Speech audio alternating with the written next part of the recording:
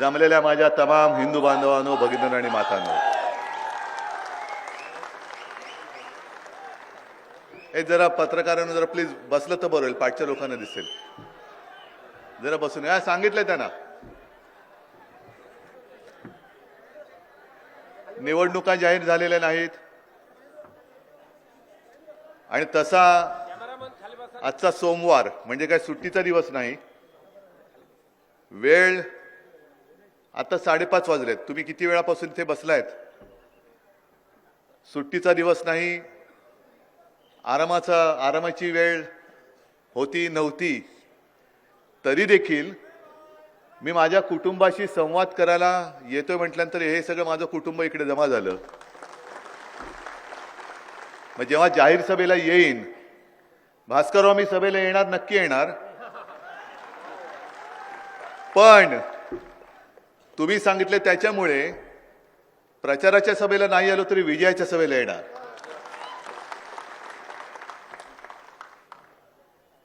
मला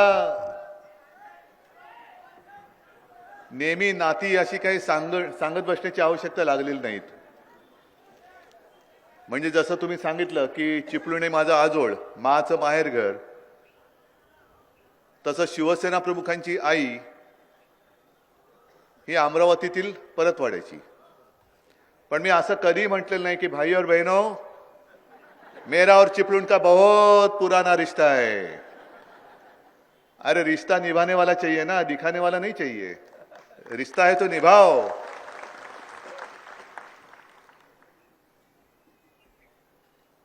हे नुसते रिश्ते हे असतात,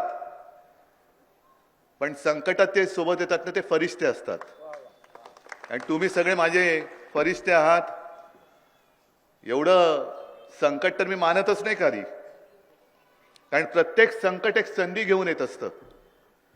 जे माझ्या आजोबांनी शिकवलंय की संकटाच्या छाताडावरती चालून जा, तसं संकट आलं की त्याच्या छाताडावरती चालून जातो मी.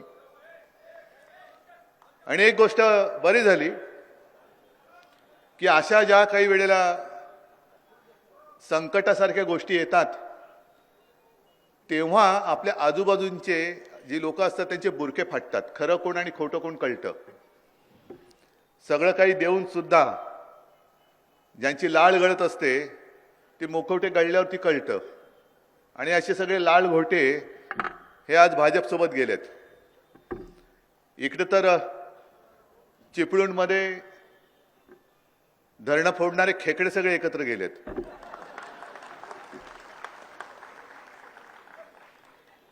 बरोबर ना? आता खेकडा म्हटला की खेकडा तो तिरकाच चालणार.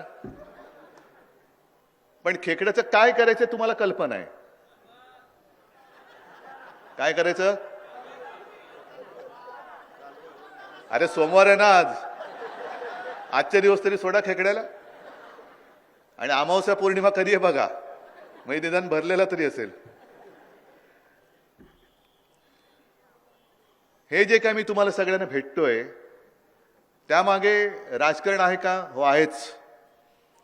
कारण ज्या पद्धतीने भारतीय जनता पक्षाचा जो एक कारभार चाललेला आहे, मी सर्वोच्च न्यायालयात आपण गेलेलो आहोतच. आशा आहे वेळेमध्ये निकाल लागेल, न्याय मिळेल ही अपेक्षा सर्वोच्च न्यायालयाकडनं नाही ठेवली तर आणखीन कोणाकडनं ठेवायची? पण सर्वोच्च न्यायालयाच्या बरोबरीने आपल्या देशामध्ये जे सगळ्यात मोठं न्यायालय ते तुम्ही आहात, जनतेचं न्यायालय. जनतेचं न्यायालय. त्या जनतेच्या न्यायालयात एक गेल्या काही दिवसांपूर्वी जनता न्यायालय, मला नाही वाटत की असा प्रयत्न किंवा अशी काही गोष्ट यापूर्वी कोणत्याही राजकीय पक्षाने केली असेल. कारण लोकांना दाखवलं तोंड राहिलं पाहिजे ना. आम्ही काही पाप नाही केलं म्हणून आम्ही लोकांसोबत जाऊ शकतो, लोकांमध्ये मिसळू शकतो. आणि आज सुद्धा बघा इकडे कुटुंब संवाद म्हटल्यानंतर मी काय देणार आहे का तुम्हाला? काहीच नाही देणार आहे. माझ्या हातात ठेवलंय काय? माझे हात रिकामे आहेत. तुम्हाला सगळ्यांना माहिती आहे की माझे हात रिकामे आहेत. मी काही तुम्हाला देऊ शकत नाही. तरी सुद्धा एक सुद्धा माणूस इकडे मी भाड्याने आणलेला नाही. माझ्याकडे एक सुद्धा माणूस भाडकाऊ नाही. पण जेव्हा सत्ताधारी येतात हल्लीचे, सरकार आपल्या दारी करत काहीच नाही, तिथे सुद्धा झालेल्या योजनांचा पुन्हा एक पाढाव असतात. आणि काही जणांतर दिलेली प्रमाणपत्र पुन्हा देतात. मग दुसऱ्या दिवशी बातम्या येतात की यांच्या कार्यक्रमाला अर्ध्याहून अधिक खुर्च्या रिकाम्या होत्या. इथे एक सुद्धा खुर्ची रिकामी तर नाहीच, पण इकडे रस्त्यावरती पण जागा उभं राहिलं नाही, इकडे सुद्धा उभं राहायला जागा नाही. ही शिवसेनेची ताकद आहे. म्हणजे भारतीय जनता पक्षाला वाटत होतं, आता मी भारतीय जनता पक्ष जरा सभ्यपणाने बोललो, पण बाळासाहेबांचे विचार सोडलेत असे जे म्हणतात त्यांना ते सोडले नाहीत हे कळण्यासाठी मी कमळाबाई म्हणतो. कारण कमळाबाई शब्द माझा आहे का? कोणी दिला कमळाबाई नाव? बाळासाहेबांनी दिला. आणि परत मी तर घराणेशाहीवाला आहे, एकतर घराणेशाहीवाला आणि बाळासाहेबांचे विचार पकडून ठेवणार. म्हणून कमळाबाईला असं वाटलं की शिवसेना ही संपेल. 2014 सालीच ते आपल्याला संपवायला निघाले होते. मग मी त्यांना प्रश्न जेव्हा विचारतो अजूनही कोणाचं धड उत्तर येतच नाही. आज जे आपले पंतप्रधान घराणेशाहीच्या विरुद्ध टाहो फोडतायत, 2014 साली मीच पक्षप्रमुख होतो. जे आत्ताचे बोलतायत की यांच्याकडे पक्षप्रमुख पदच नाही, मग तुम्ही पाठिंबा कोणाचा घेतला होतात? तेव्हा जे राष्ट्रपती होते प्रणव मुखर्जी, त्यांच्याकडे मला नेलं होतं. म्हणजे आम्ही सगळ्यांसोबत गेलो होतो आणि ज्या पत्रावरती सही केली होती, आम्ही आमच्या युतीचे नेते म्हणून श्रीयुत नरेंद्र मोदी यांना पंतप्रधान पदाचे दावेदार किंवा उमेदवार म्हणून घोषित करत आहोत, कृपया आपण मंजुरी द्यावी. त्या पत्रावरती माझी सही का घेतली होती? 2019ला पण मग तुमचा अर्ज भरायला मला का बोलवलं होतं? अमित शहाने मला का बोलवलं होतं? 19 साली, त्याच्या आधी 18 साली जी आपली युती जवळपास तुटल्यात जमा होती, ती पुन्हा करण्यासाठी मातोश्रीवरती तुम्ही का आला होतात? मिंद्याकडे का गेला नव्हता? तो जर आता पक्षप्रमुख म्हणते तर मिंद्याने जर तुम्हाला सांगितलं असतं की आपण भाजपाबरोबर जायचंय तर तुम्ही गेला असतात. मग कशाला तुम्ही माझा पाठिंबा घेतलात? म्हणजे तोपर्यंत तुम्हाला माहिती होतं की हा पक्षप्रमुख आहे. पण मोदीजी, आत्ता तुम्ही घराणेशाहीबद्दल जो टाहो फोडताय, एक तर पहिलं माझं म्हणणं आहे की घराणेशाहीबद्दल बोलणारा माणूस हा घरंदाज असायला पाहिजे. त्याचं स्वतःचं घर दार कुटुंब हे व्यवस्थित सांभाळून जर तो घराणेशाहीबद्दल बोलला तर मी समजू शकतो. पण स्वतःचा काही पत्ता नाही, तुम्ही आमच्या घराणेशाहीवरती बोलताय. पण 2014ला माझा पाठिंबा घेताना तुम्हाला माहिती नव्हतं की हा शिवसेना प्रमुखांचा मुलगा आहे, ह्याचा पाठिंबा घेणं म्हणजे घराणेशाहीचा पाठिंबा घेणं आहे. 19ला माहिती नव्हतं.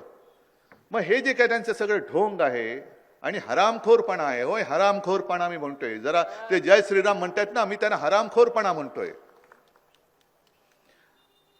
मग तुमचं जे भांडं आम्ही फोडलं जनतेच्या न्यायालयात की काय काय केलं होतं. शिवसेनेची म्हणे घटनाच नाही, शिवसेनेमध्ये अंतर्गत अशी निवडणूक झालीच नाही, हा उद्धव ठाकरे पक्षप्रमुख झालाच नाही. ते सगळं आपल्याकडे व्हिडिओ रेकॉर्डिंग आहे, कागदपत्र आहेत, ती सगळी आपण जनतेच्या न्यायालयात सादर केली. तुम्ही पाहिलीत ना, बघितलीत. मग काय तुमचा निकाल, काय निर्णय, कोणाची आहे शिवसेना? हो, पण त्याने बाळासाहेबांनाच चोरायचा प्रयत्न करतायत. मग काय करणार? म्हणजे मी काल जे बोललो ना, नाही कोमामध्ये जाऊ द्या, पण म्हणून मी बोललो की यांचा कारभार कसा आहे की चोराला तरी लाज असते. म्हणून आपण आपल्याकडे ती म्हण आहे ना, चोरीचा मामला हळूहळू बोंबला, ही म्हण आहे. म्हणजे चोराला तरी काहीतरी लाज असते, पण या चोराला लाजच नाही. चोरीचा मामला आणि जोर जोरात बॉम्बला. आता होळी येतेच आहे ना, करून घ्या एकदा बो बो बो बो काय ते. आणि मगाशी मी राजनच्या इकडे गेलो होतो. म्हणजे कुठला आधीचा मतदारसंघ? राजापूर, नंतर रत्नागिरी. मला रत्नागिरीत येताना, भास्करराव तुम्ही ती झेंड्याची गोष्ट इकडे सांगितलं का? नाही. भास्कररावांनी तिकडे शिवसेनेचा झेंडा आणि भाजपच्या झेंड्याची जे काय बघितलं ते सांगितलं. मी त्याला दुसरं आणखीन सांगितलं. तिकडे होर्डिंग लागलेली आहेत. एक भाजपचा कार्यकर्ता, मला वाटतं माजी आमदार तिथला रत्नागिरीचा, त्यांचा फोटो आहे असा, काय आनंद संकल्प पूर्तीचा आणि आरंभ रामराज्याचा. लक्षात आलं काय? काय संकल्प कसला? संकल्प पूर्तीचा आनंद म्हणजे काय?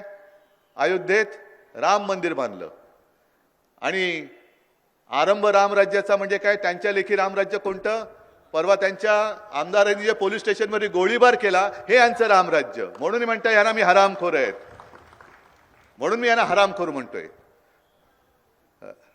हे सगळे राम मंदिर बांधलं, पण राज्या त्यांनी आयारामांचं मंदिर बांधलेली आहेत. आयारामांची मंदिर म्हणजे किती तुम्ही भ्रष्टाचार करा, मोठा गुंड असला तर त्याला जास्त उंच मोठं पद. तुम्ही राजन साळवीच्या घरी एसीबी पाठवली, वायकरांच्याकडे ईडी पाठवली, पेडणेकरांच्या घरी पाठवली, सुरतच्या पाठवली. मग प्रफुल्ल पटेलची जी प्रॉपर्टी ईडीने जप्त करून, म्हणजे बघा काय ह्या कारभाराचं गणित तुम्हाला तरी सुटते का बघा. प्रफुल्ल पटेलची संपत्ती जप्त केली तुम्हाला माहिती ना ऐकून. हा, त्या जागेत म्हणजे देशद्रोह्याबरोबर व्यवहार केला म्हणून तो गुन्हेगार, आणि तो गुन्हेगार म्हणून त्याची मालमत्ता जप्त केली, आणि मालमत्ता जप्त करून ज्यांनी जप्त केली त्या ईडीनी देशद्रोह्यांच्या त्या प्रॉपर्टीमध्ये स्वतःचं ऑफिस टाकलं. मग ईडी देशद्रोही नाही? ईडी नाही देशद्रोही. मग तुम्ही घ्याल तर चालतं, म्हणजे तुमचं तुम्ही गोमूत्र शिंपडलं किंवा काय ईडीचं काय शिंपडलं तर ते पवित्र झालं, आणि दुसरं कोणी केलं तर तो गुन्हेगार. मग राजनवरती जी काही केस चालू आहे, त्याच्या पत्नीवरती गुन्हा दाखल केलाय, मुलावरती गुन्हा दाखल केलेला आहे, त्यांना जामीन नामंजूर झालाय. मग ही सगळी जी लोक आहेत देशद्रोह्यांनी, देशद्रोह्यांच्या बरोबर तर नाही ना काही कारभार केलेला. बरं तर बरं, त्यांची ती जी काय त्यांनी लिस्ट दाखवली, ते एसीबी वाले आले आणि काय लावले तुमचं, हा घराला किती, दरवाजाला किती कड्या, या कड्याची किंमत किती, मग या दरवाजाची किंमत किती, सोफ्याची किंमत. टॉयलेटमध्ये गेले होते की नाही? न्यायचं होतं त्यांना आणि दार बंद करून विचारायचं होतं की कमोडची पण किंमत काढ. कमोडची किंमत, कमोडची किंमत अशी नाही, आमची सत्ता येईल तेव्हा तुम्हाला कमोडची किंमत कळेल काय असते ती. आता नाही कळणार तुम्हाला कमोडची किंमत, आमची सत्ता येणार. हे इकडे उगाच नाही जमलेले, माझ्याकडे काही नसताना हे लोक जमतायत. याचा अर्थ उद्या दिवस बदलणार आहेत, आणि उद्या आमचं सरकार आल्यानंतर जे तुम्ही सगळ्याची किंमत करताय ना, तुम्हाला दाखवतो उद्या कमोडची किंमत काय आहे. पण संताप संताप संताप संताप हा सुद्धा खूप सौम्य शब्द झाला. बाळासाहेबांची खुर्ची त्यांनी ठेवले एक जपून, त्या खुर्चीची किंमत त्यांनी लावले 10,000 रुपये. बाळासाहेबांच्या खुर्चीची किंमत 10,000. अहो मोदीजी, त्या खुर्चीत बसलेल्या माणसाने तुम्हाला वाचवलं नसतं तर तुम्हाला पंतप्रधान पदाची जी खुर्ची मिळाली नसती, त्या खुर्चीची किंमत तुमच्या लेखी 10,000 आहे. आणि छत्रपती शिवाजी महाराजांचा पुतळा आहे अशी मूर्ती. आता महाराजांची किंमत, एक कोणतं बिंडोक म्हटलं ना, निर्बुद्ध माणूस, पुन्हा सांगतो निर्बुद्ध माणूस, ज्यांनी मोदींची तुलना शिवाजी महाराजांबरोबर केली, अशी बिंडोक माणसं आहेत. आणि मला काही त्याच्यात लाज वाटत नाही, ही निर्बुद्धच माणसं आहेत. जे कोणी आमच्या महाराजांबरोबर कोणाचीही तुलना करतील, ती तुलना करणारी माणसं निर्बुद्ध आहेत. कोणी असले तरी बिंडोक आहेत, अक्कल शून्य आहेत.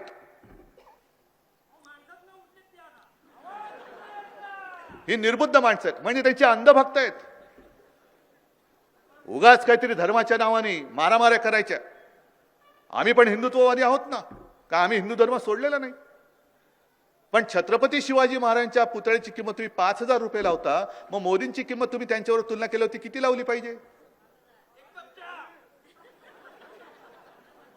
मग हे सगळे जे प्रश्न आहेत, म्हणजे असा काय मोठा गुन्हा त्यांनी केलेला आहे? वायकरच्या मागे ईडी, ह्याच्या मागे ईडी, त्याच्या मागे ईडी. मी तर सांगतो ही नामर्दाची लक्षणे आहेत, नामर्दाची लक्षणे आहेत. ही अशी एवढी सगळी जनता तुमच्याकडे येत नाही. गेली 10 वर्ष तुम्ही जर का एवढी सगळी सुवर्ण संधी, प्रत्येकाकडे संधी मिळत असते, पण संधीचं सोनं करायचं का संधीची माती करायची हे ज्याचं त्यांनी ठरवायचं असतं. तुम्ही संधीची माती केलीत, बरं माती तरी चांगली असायला पाहिजे ना. मातीतनं सुद्धा झाडं येतात, पण यांच्या मातीमधनं काहीच येत नाही. कधी विचार आलेला नाहीत, कधी नेते आलेले नाहीत, कधी आदर्श आलेले नाहीत. अशी ही सगळी भिकार माती आहे. आजपर्यंत भारतीय जनता पक्षाने काय दिलं? काही नाही दिलेलं.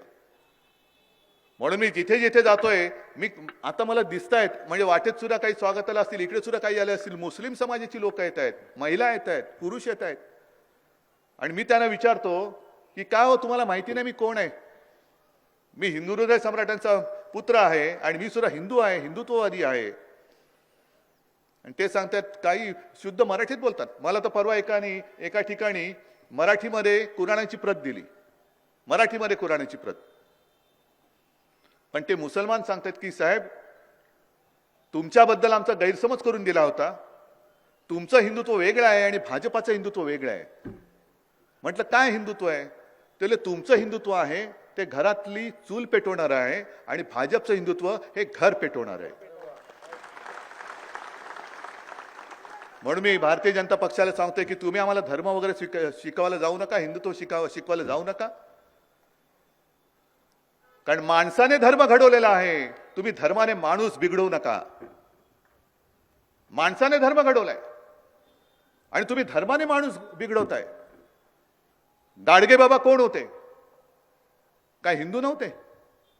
पण गाडगे बाबांनी जो एक धर्म शिकवला, जो तहानलेला असेल त्याला पाणी देणं, जो भुकेला असेल त्याला अन्न देणं, आणि ज्याला घर नाही त्याला घर देणं, ज्याच्याकडे वस्त्र नाही त्याला वस्त्र देणं, ही दशसूत्री मी मुख्यमंत्री असताना मंत्रालयाच्या दारात लावली होती. यांनी सरकार पाडलं आणि ते पण काढलेलं. मग टीका झाली. मग टीका झाल्यानंतर परत लावली असं म्हणतात. मी नाही बघितलं ते.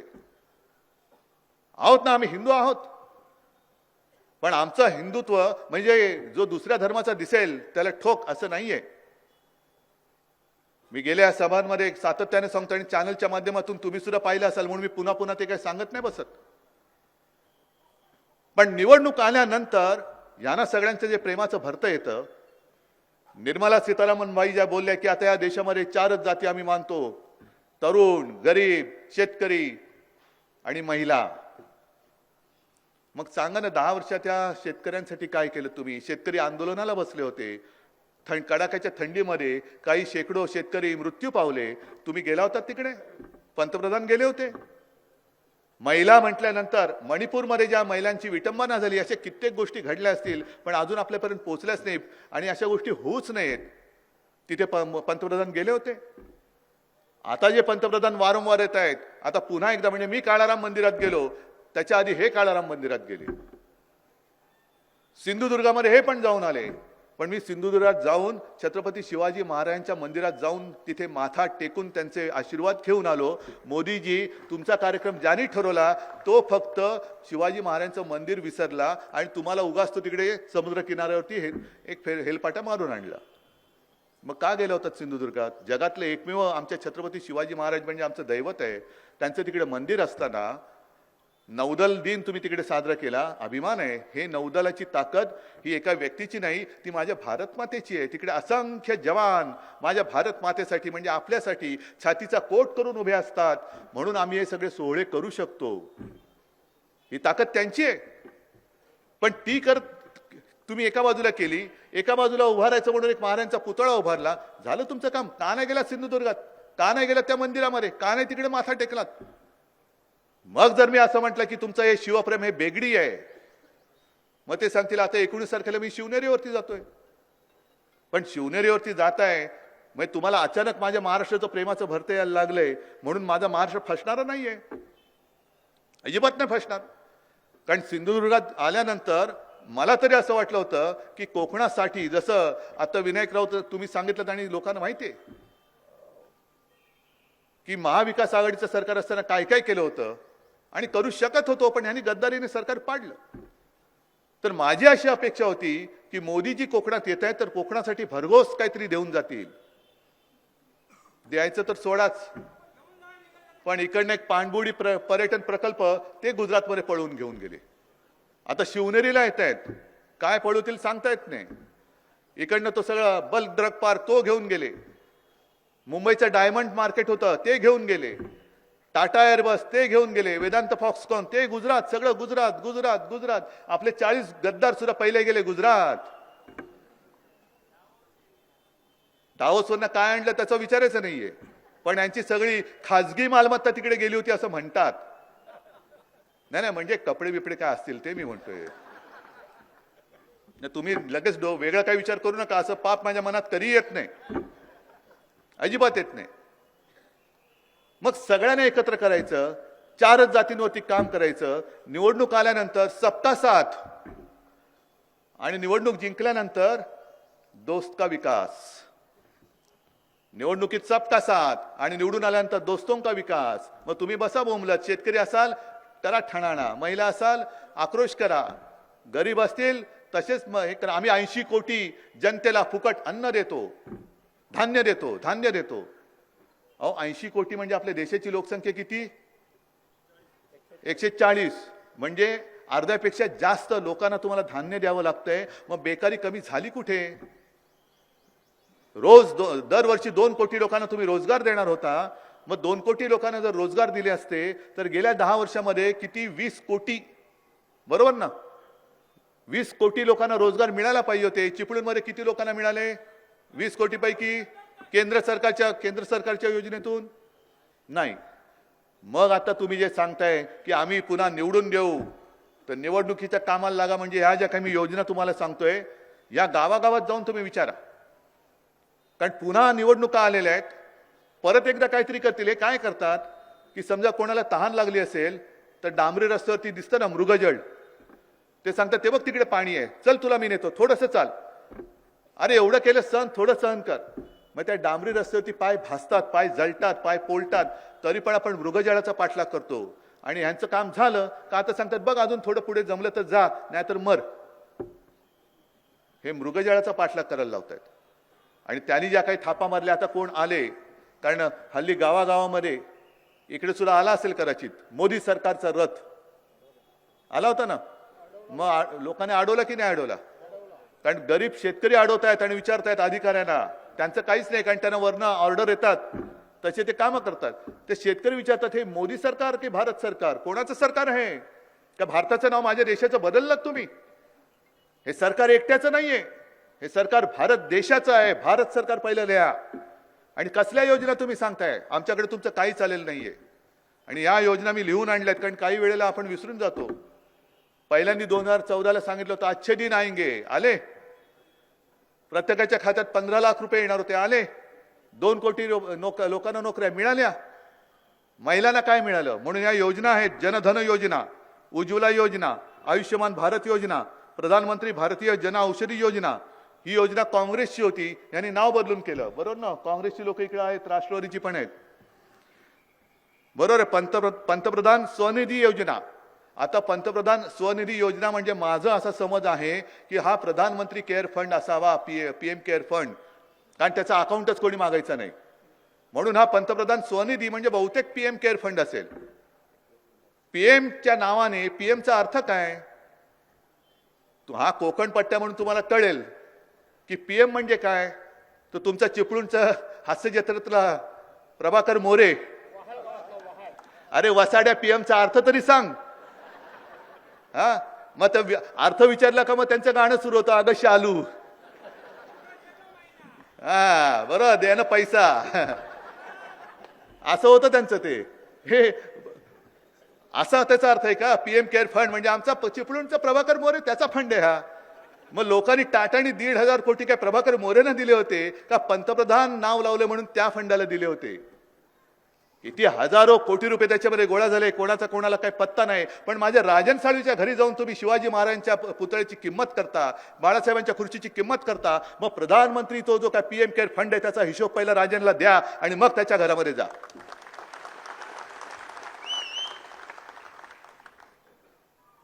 हे काहीच नाहीये. मग तुम्ही जे केले निवडणूक रोखे, तुमच्याकडे 6,000 8,000 कोटी साठलेत, कोणी दिलेत ते पैसे? हा सगळ्यात मोठा घोटाळा आहे. म्हणजे कोणी तिकडे देणगी देऊ शकतं, पुन्हा चेक नाही म्हणजे व्हाईट. तुम्ही तिकडे त्यांना दिले, मग त्यांनी जर का दाऊदने जरी पैसे दिले असतील तरी आपल्याला कळणार नाही ते. समजा एखाद्या गुंडाने प्रोटेक्शन मनी म्हणून जर का भाजपच्या निवडणूक रोख्यांमध्ये पैसे दिले असतील, कोणालाच कळणार नाही. पण आमची योजना आहे, सरकारी योजना आहे. जसं सरकारी दारूचं दुकान असतं, अरे सरकारी असलं म्हणून काय ती काय दारू चढत नाही? शेवटी देशी म्हटल्यानंतर सरकारी असली तरी ती दारू चढतेच, दारू ती दारूच असते.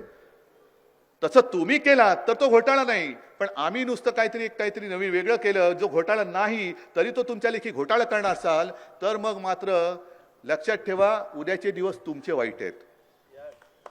अच्छे दिन यांचे येणार आहेत, पण बुरे दिन आपके आने वाले हैं. आपके बुरे दिन आने वाले हैं. कारण आता जनता ऐकणार नाही, अजिबात ऐकू शकत नाही. आणि जे काय तुमचं थातूर मातूर सगळं चाललेलं आहे, सगळ्यांना सोबत घ्यायचं. म्हणजे मला एका गोष्टीचा आनंद आहे, नक्की आनंद आहे, की लालकृष्ण अडवाणींना त्यांनी काल परवा का होईना पण भारतरत्न दिलं. ज्यांनी भाजपा म्हणजे भारतीय जनता पक्ष जो रसातळाला गेला होता. एक काळ असा होता की अख्ख्या देशामध्ये भारतीय जनता पक्षाचे फक्त 2 खासदार निवडून आले होते, एक अडवाणीजी होते आणि दुसरे कोणतरी होते, पण अटल बिहारी वाजपेयींना सुद्धा पराभव पत्करावा लागला होता. म्हणजे तेव्हा भाजप संपला होता. पण तो काळ एक असा होता की व्ही.पी. सिंग यांनी मंडल आयोग त्याचा तो अंमलबजावणी केली आणि ह्यांनी एकदम कमंडल हातात घेतलं, इकडे मंडल इकडे कमंडल. कारण व्ही.पी. सिंग आणि जातीपातीच्या आधारावरती आरक्षणासाठी म्हणून तो मंडल आयोग स्वीकारला. यांनी कमंडल म्हणून एकदम रथयात्रा सुरू केली आणि त्याच वेळेला शिवसेना ही निवडणूक लढवत होती. तेव्हा आपली युती नव्हती. 1987 ची जी पार्ल्यात पोटनिवडणूक झाली ती देशातली पहिली पोटनिवडणूक असेल की जी हिंदुत्वाच्या आधारावरती लढली नाही तर जिंकली गेली. मग याने एकदम साक्षात्कार झाला की हिंदुत्व सुद्धा एक वोट बँक होऊ शकते. तोपर्यंत त्यांना माहिती नव्हतं. पण एका बाजूला तुम्ही अडवाणींना भारतरत्न दिलं आणि त्याच्या आधी कर्पुरी ठाकूरना भारतरत्न दिलं. कोण कर्पुरी ठाकूर तुम्हाला कल्पना आहे? माहिती आहे? आपला संबंध नाही कारण ते बिहारचे नेते होते. पण कर्पुरी ठाकूर जेव्हा मुख्यमंत्री होते, हा साधारणतः 79चा वगैरे काळ असेल, त्यावेळेला त्यांच्या मंत्रिमंडळात मी जर विसरलो नसेल तर कल्पेश मिश्रा म्हणून भाजपचे पण एक मंत्री होते. म्हणजे भाजप नाही, जनसंघ. तेव्हा भाजप नव्हतं. भाजपच्या आधी किंवा 19 म्हणजे भाजप असेल का असेल किंवा नसेल, तो आता सुद्धा असला काय नसला काय फरक नाही पडत. पण त्या काळामध्ये कर्पुरी ठाकूर यांचं जे बिहारमध्ये सरकार होतं, कर्पुरी ठाकूर मुख्यमंत्री होते, तेव्हा यांनी त्यांचा पाठिंबा काढला. का काढला? कारण कर्पुरी ठाकूरांनी त्यावेळेला बिहारमध्ये 26% आरक्षण हे जातीच्या निकषावरती जे मागास आहेत, वंचित आहेत, त्यांना सरकारी नोकरीत आरक्षण दिलं म्हणून त्याच्या विरोधात यांनी त्यांचा पाठिंबा काढला. आणि आज एका बाजूला मंडल म्हणजे कर्पुरी ठाकूर त्यांना भारतरत्न, दुसऱ्या बाजूला कमंडल म्हणजे लालकृष्ण अडवाणी त्यांना भारतरत्न. एका बाजूला अडवाणींना भारतरत्न रथयात्रा काढली म्हणून आणि त्याच्याच आधी गेल्या वर्षी मुलायम सिंग यांना पद्मविभूषण. म्हणजे काय तुमचा नेमका विचार काय आहे? तुम्हाला काही डोकं आहे का? विचार आहे का? त्या डोक्यामध्ये विचार येतात का? का विचार सुद्धा तुम्ही भाड्याने घेता? अरे कामं करा ना. आज जर का 10 वर्ष जर तुम्ही कामं केली असती तर आज शिवसेनेवरती तुम्हाला ही अशी फोडाफोडी करण्याची वेळ आली नसती. नितीश कुमारला फोडावं लागलं नसतं. शिवसेनेवरती म्हणजे माझ्यावरती जेव्हा तुम्ही आरोप करता की काँग्रेस सोबत गेलो म्हणून आणि हिंदुत्व सोडलं, मग नितीश कुमारने काही वर्षांपूर्वी म्हणजे हल्लीच जे संघमुक्त भारत, संघ म्हणजे RSS मुक्त भारत असा जो नारा दिला होता, ते नितीश कुमार काय कडवट हिंदुत्ववादी म्हणून तुम्ही त्यांना मिठी मारलीत? तुमच्या सोबत जेव्हा कोणी येत नव्हतं तेव्हा शिवसेना प्रमुखांनी तुमच्या हातात हात मिळवला होता. समोर काय होणार आहे माहिती नाही, काळोख होता. तेव्हा राजकारणामध्ये दोघंही आपण अस्पृश्य होतो. तेव्हा आपण त्यावेळेचे साथी, त्यावेळेचे सोबती. आम्हाला कुठे काही स्वप्न होती? कोणाला विनायक राऊतना काय स्वप्न पडलं होतं? भास्कर जाधवनं काय होतं? राजन साळवीला काय होतं? आणि आणखीन कोणाकोणाला काय स्वप्न पडली होती? कारण हिंदू सगळे विखुरले गेले होते. हिंदुत्वाचा प्रचार केला तर शिक्षा होती. स्वतः शिवसेना प्रमुखांचा सुद्धा मतदानाचा अधिकार 6 वर्षासाठी काढून घेतला होता. आणि तो सुद्धा वाजपेयी पंतप्रधान होते त्या काळामध्ये. निवडणूक आयोगाने काढला असेल, पण तेव्हा आपल्याला साथ देणाऱ्या हिंदू हृदय सम्राटाचा मतदानाचा हक्क 6 वर्ष काढून टाकतोय. पण हे कोणी काही बोलले नव्हते तेव्हा. आणि तुमच्याकडनं आम्ही हिंदुत्व शिकू. मला यांच्याकडनं काही शिकण्याची गरजच नाही. आमची फसगत झाली म्हणून मी मागे एकदा बोललो होतो की 25 वर्ष माझ्या शिवसैनिकांची आणि शिवसेनेच्या आयुष्याची यांच्या सोबतीमध्ये सडली. हे मी आज पुन्हा बोलतोय. खरंच सडली. आणि जे लाचार होते ते निघून गेले. भेकड असतील ते जावं. भेकडाने इकडे स्थानच नाहीये. पलीकडे सुद्धा मी गेलो होतो त्या रत्नागिरीमध्ये, ज्याला मी मंत्री केला होता. काय बाकी ठेवलं होतं द्यायचं? मिंद्याला सुद्धा जे द्यायचं होतं ते दिलंच होतं. मग इतर जर का तुम्ही राजकीय पक्ष बघितले प्रत्येक प्रदेशामध्ये, मी जे नेहमी सांगतो की अरे माझी इच्छा नसताना मला मुख्यमंत्री व्हावं लागलं. पण दुसरे जे पक्ष आहेत दुसऱ्या राज्यांमध्ये, तिकडे चंद्रबाबू प्रमुख तर चंद्रबाबूच मुख्यमंत्री होतो. करुणानिधी त्यांच्यानंतर स्टालिन असेल, नितीश असतील, आणखीन कोण असतील, ते जगनमोहन रेड्डी, सगळीचकडे तिकडे संगमा असतील, प्रत्येक ठिकाणी आणि ममता दिदी असतील. प्रादेशिक पक्षाचे जे प्रमुख असतात तेच मुख्यमंत्री होतात, तरी देखील त्यावेळेला शिवसेना प्रमुखांनी मनोरोषीनं केलं. यावेळी सुद्धा जर का भाजपाने आपलं दिलेलं वचन पाळलं असतं तर दुसरा कोणी शिवसैनिक मुख्यमंत्री झाला असता. पण केवळ इकडे ज्यांनी तुमची सगळ्यांचे चोचले पुरवले, लाड केले, होय केलेच, जे जे काही येत गेलं ते सगळ्यांच्यावरती उधळत गेलो आम्ही. आणि जरा कुठे अपवादात्मक परिस्थितीमध्ये मला ती जबाबदारी स्वीकारावी लागली तर लगेच घराणेशाही. काय तुमची स्वप्न, काय तुम्हाला कोंब फुटले. म्हणजे यांनी बाळासाहेबांचे विचार सोडून दिले. या जरा मुंबईमध्ये या, तुम्हाला दाखवतोय कसे बाळासाहेबांचे विचार सोडले, पकडून तिकडे गेले. ते जे मिंदेसोबत गेले आमदार, त्यांना आमदार निधी 20-20, 25-25, 30-30 कोटी मंजूर झालेला आहे. जे माजी नगरसेवक शिवसेनेच्या तिकिटावरती निवडून आलेले जे मिंदेकडे गेले, त्यांनी हिंदुत्व न सोडता 5-5 कोटीचा निधी घेतला. म्हणजे आमच्या बाकीच्याने अजय चौधरी आहेत, रवींद्र वायकर आहेत, यांनी पत्र देऊन, राजन पण असतील, भास्करराव तुम्ही असाल, सगळ्या आमदारांनी विकास निधीची पत्र लिहून सुद्धा पेनं झिजली, शाई संपली, कागद संपले, पण मंजुरीच मिळत नाही. 1 रुपया मिळत नाही. पण हे जे आपले लबाड तिकडे बसले होते, ज्यांनी शिवसेना कोणाची हा कडिकुलपात बंद होऊन निर्णय घेतला, त्या नार्वेकरांना मात्र पत्र दिल्या ते पलीकडचे तुमचे टोकाचे आहेत ना, सावंतवाडीचे, लबाड लांडगं ढोंग करते, म्हणजे नेहमी असेच असतात, खाली मुंडी पातळ ढोंडी. त्यांनी पत्र येताच क्षणी त्याच दिवशी त्यांना 27 का 28 कोटी रुपये मंजूर. हे तुमचं हिंदुत्व. आणि हे काही लोकांना दिसत नाहीये. सगळे बघतायत. जी एक आपल्याकडे दुसरं म्हणतात ना की मांजर डोळे मिटून दूध पितं, पण तिच्या लक्षात येत नाही तिन्ही डोळे मिटले तरी जगाचे डोळे उघडे असतात. जरा थांबा, निवडणूक येऊ दे, मग हातातला स्वतः तुमच्या कुठे मारतो ते बघा. आता तुम्हाला वाटतं तुम्ही डोळे मिटून दूध पिताय, पण जरा स्वतः हातात आल्यानंतर कसा हाणतो. कारण ते तुकाराम बुवाने सांगितलं ना, नाठाळाच्या माथी हाणू काठी. ती तुकाराम महाराजांची काठी घेऊनच तयार राहायचं मतदानाला. आणि चिपळूण म्हटल्यानंतर मला आठवतंय जो पूर आला होता, त्या पुरामध्ये पूर आल्यानंतर सुद्धा मी, भास्करराव, आपण सगळेजण, विनायक तुम्ही तर इकडे 20-22 दिवस ठाण मांडून बसला होता. कोण खासदार असं जाऊन बसतो? कोणतं सरकार काम करतं? मी तर बाजारपेठेतनं चालत गेलो होतो, लोकांच्या मध्ये उद्वेग होता आणि मी बघितलं अक्षरशः सगळं उद्ध्वस्त झालेलं. ते दुकानं होती, काही घरं होती, त्याच्यात सगळ्या चिखलाने राडा झाला होता. सगळं चिखल चिखल चिखल कसं स्वच्छ करायचं? मी मुंबई महापालिकेची ती यंत्र इकडे पाठवली होती. ठाणा, मुंबई, नवी मुंबई इथून यंत्र पाठवली होती. शिवसैनिक आले होते आणि तुम्ही साक्षात हे आपण केलं होतं की नव्हतं तुम्ही सांगा. चिपळूणकरांनी केलं होतं ना. आणि तरी सुद्धा एक प्रसंग, एक घटना मी विसरू शकत नाही, जी माझ्या हृदयाला खरंच चटका लावून गेली. ती इथल्या हॉस्पिटलमध्ये करोना काळामध्ये जे झालेले मृत्यू, ते मी विसरू शकत नाही. ऑक्सिजन देऊ शकलो नाही. ऑक्सिजन होता पण देऊ शकलो नाही, कारण हे लाईट दिवे आत्ता आलेत, पण त्यावेळेला दिवे गेले होते म्हणून त्यांना ऑक्सिजन देऊ शकलो नव्हतो आपण. पुरामुळे, पुराचं पाणी जे घुसलं त्याच्यामुळे पूर्णपणे वीज पुरवठा खंडित झाला आणि सगळं तिकडे ते बरे होते. ऑक्सिजन होता पण वीज खंडित झाली, वीज प्रवाह खंडित झाला, म्हणून ते बिचारे जे बरे व्हायला आले, बरे होत होते, ते ऑक्सिजन विना तडफडून मेले. हे नाही मी विसरू शकत. आणि मग आम्ही जो निर्णय घेतला होता मुख्यमंत्री म्हणून, सगळ्या कलेक्टरना बोलवलं, इलेक्ट्रिसिटीच्या ऑफिसर्सना बोलवलं, म्हटलं हा जो सगळा काही पट्टा आहे हे आता आखरीत घडायला लागलंय. वातावरणामध्ये बदल होतोय. यापूर्वी असं कधीतरी एखादं वादळ व्हायचं, पण तेव्हा सलग वादळ येत होती. टोकते आलं, निसर्ग आलं, हे आलं, ते आलं. म्हटलं असं किती काळ चालणार?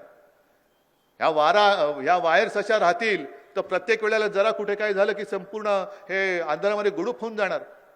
कोण हॉस्पिटलमध्ये असतील त्यांनी जीव तर गेलेच, करणार काय? कोणाचे ऑपरेशन्स असेल, कोण ट्रीटमेंट चालू असेल, शाळा बंद, सगळं बंद. ह्याच्यासाठी म्हणून मी मंजूर केला होता निधी की भूमिगत त्या विजेच्या तारा टाकायच्या, म्हणजे वीज वाहक तारा ज्या आहेत त्या भूमिगत करायच्या. म्हणजे वादळ आलं तर खांब पडण्याची काही गरजच, म्हणजे खांब असला काय नसला काय, वीज पुरवठा थांबणार नाही कधी आणि कोणाचाही प्राण उपचाराविना जाणार नाही. ही तरतूद, होय, मी थोडं अभिमानाने सांगेन की मी मुख्यमंत्री म्हणून केलं होतं, कारण माझ्या हृदयाला लागलेली ती घटना आहे.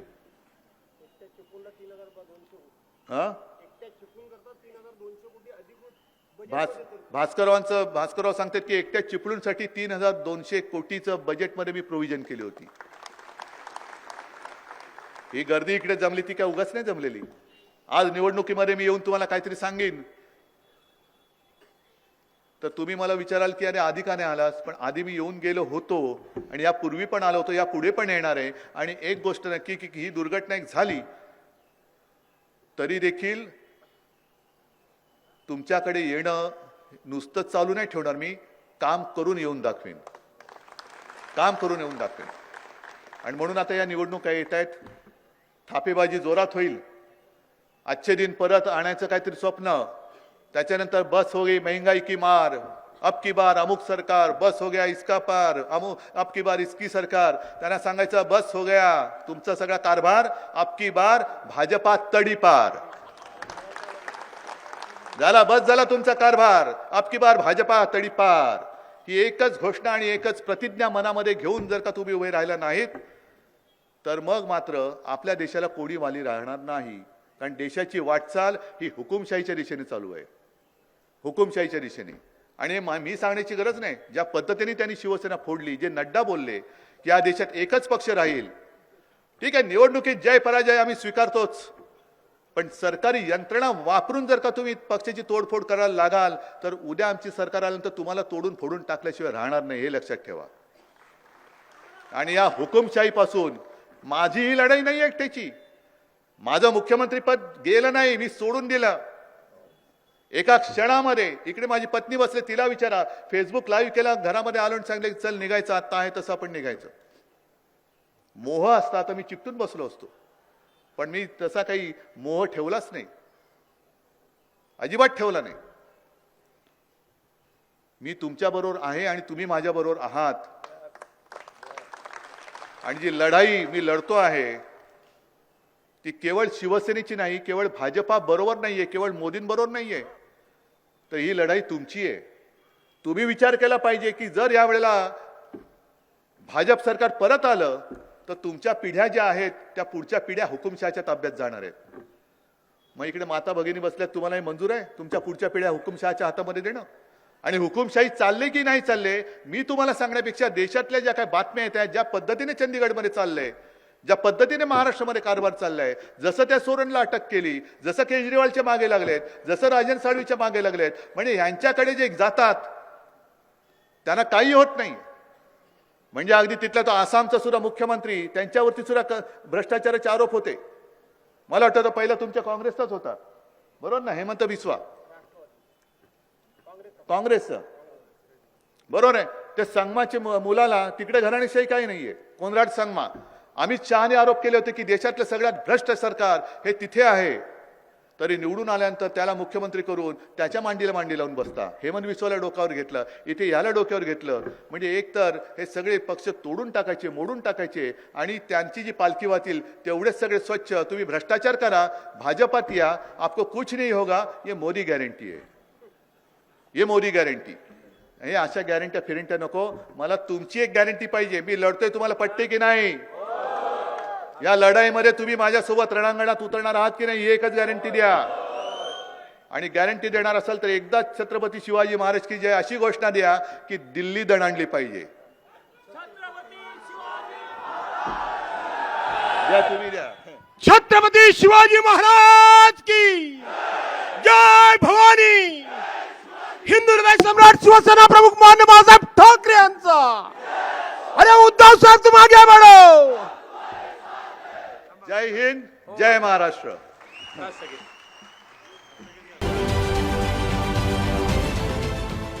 देश विदेशातील प्रत्येक घडामोडींचे लाईव्ह अपडेट मिळवण्यासाठी आता साम टीव्हीच्या सर्व सोशल मीडिया प्लॅटफॉर्मला लाईक, फॉलो आणि सबस्क्राईब करा.